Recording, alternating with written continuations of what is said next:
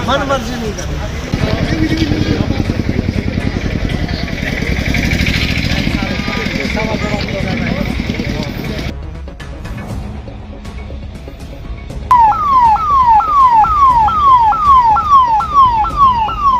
आज ये हमारा यहाँ पे एक तो हम लोग सोपर से होते हुए यहाँ पे आए हुए हैं और सुबह मॉर्निंग में वहाँ पे हम लोगों ने एक स्पेशल ड्राइव किया और यहाँ पे भी मकसद यही है कि हमारा एक तो डिकंजस्ट रखें और ट्रैफिक का फ्लो जो है वो हैसल फ्री रहे और उसके साथ साथ एक अवेयरनेस भी एक लाएँ आपके माध्यम के थ्रू। और इनफैक्ट कुछ ड्राइवर्स के साथ भी हम लोगों ने बात की, सोपर में भी की और यहाँ पे भी करेंगे।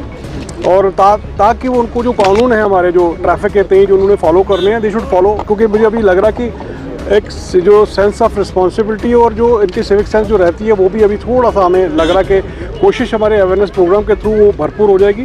और दे हैव टू फॉलो, जो भी हमारे कम्यूटर्स हैं, चाहे वो पॉपुलेशन यहाँ की है, जो भी जिसके पास DL है अपनी, they have to follow the rules and regulations so that, क्योंकि पिछले कुछ दिनों में कोई intensity of the fatalities and accidents वो एनहांस हुए हैं। We have to curtail those accidents.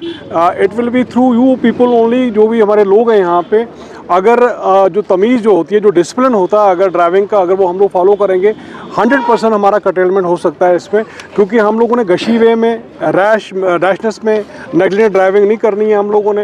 We have to follow it. Speed limit आपको पता ही है, हमारे रोड जितनी भी फार फ्लंग एरियाज़ में रोड है और हमारा जो स्पीड है वो लिमिटेड रहता है, क्योंकि roads are not permitting us to drive to that speed जो it can exceed and it can be the एक सबब बनता है हमारा कि वो एक्सीडेंट्स का भी।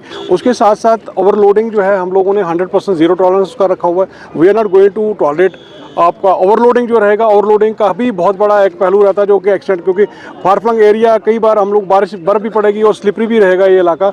और उसके साथ साथ क्योंकि ओवरलोडिंग के सबब के साथ साथ क्योंकि वो लोग 3-3, 4-4 सवारियाँ, इनफैक्ट मैंने देखा कि कई सवारियाँ यहाँ पे आपके स्टीयरिंग इस साइड, ड्राइवर के साइड से भी, राइट साइड से भी वो बैठती हैं, तो that will not be tolerated.